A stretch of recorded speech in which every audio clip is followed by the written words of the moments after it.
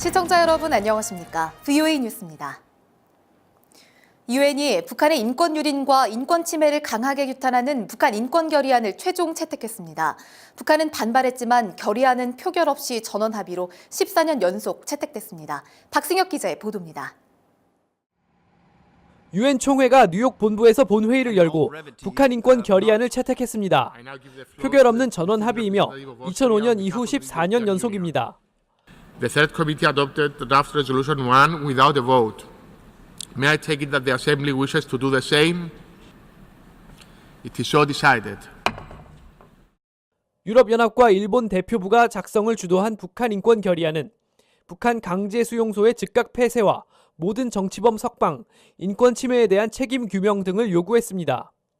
또 인권과 관련해 유엔 안보리가 북한을 국제형사재판소에 회부하고 가장 책임 있는 자에 대한 제재 등을 검토할 것을 권고했습니다. 사실상 김정은 위원장을 겨냥한 것으로 북한 인권 상황의 국제형사재판소 회부와 책임자 처벌 등 강도 높은 표현은 2014년부터 계속 담겼습니다. 북한 측은 적대적인 세력들이 일부 탈북자들의 날조된 이야기만 믿고 결의안을 작성했다며 반발했습니다. Human rights issue mentioned in draft resolution has never existed and cannot be allowed to exist in my country.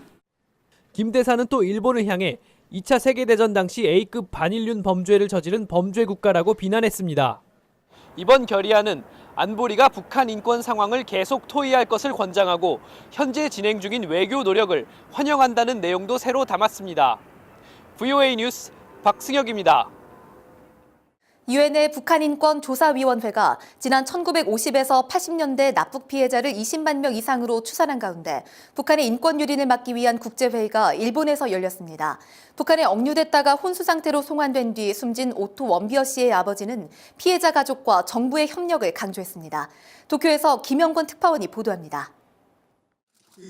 북한 정권에 의한 인권 침해 피해자 가족과 전문가들이 북한 인권 침해 계몽 주간을 맞아 일본 정부가 개최한 국제회의에 참석했습니다. 북한에 억류됐다 혼수 상태로 풀려난 뒤 일주일여 만에 숨진 미국 대학생 오토 원비어 씨의 아버지도 참석했습니다. 프레드 원비어 씨는 인권을 유린하는 북한 정권을 정면으로 비판했습니다.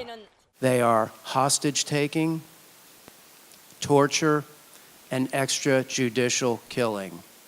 Too many families have suffered from such methods. 원비어 씨는 지난 12일이 아들 오토의 24번째 생일이었다며 아들의 죽음 앞에서 했던 약속을 공개했습니다.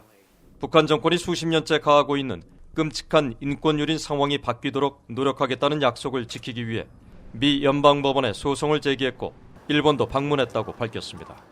I think it's more important for us to develop methods that we can have, that we can work and discover ways that we can make a difference.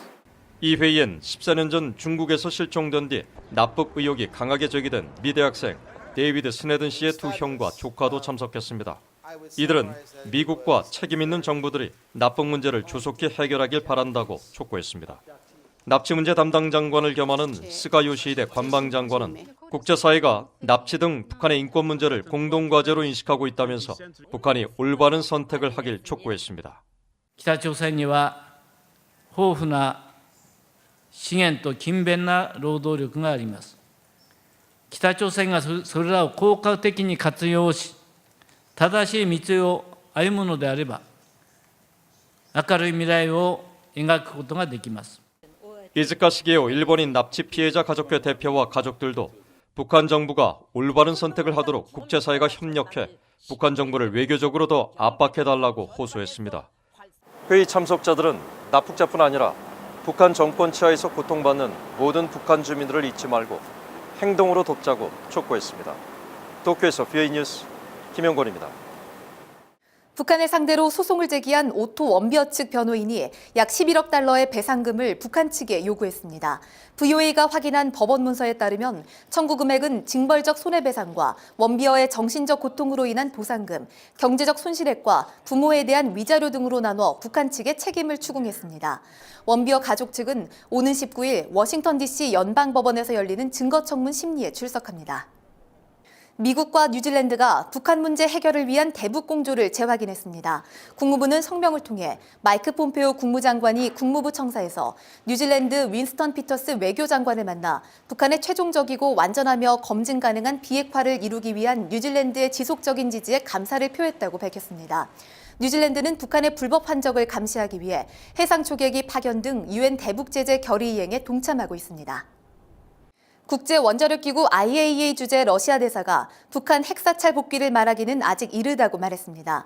미하일 울리아노프 IAEA 러시아 대사는 긍정적인 상황 전개에 대비해 IAEA가 북한 복귀를 준비하고 있지만 솔직히 복귀는 먼 이야기라고 말했다고 러시아 타스 통신이 보도했습니다.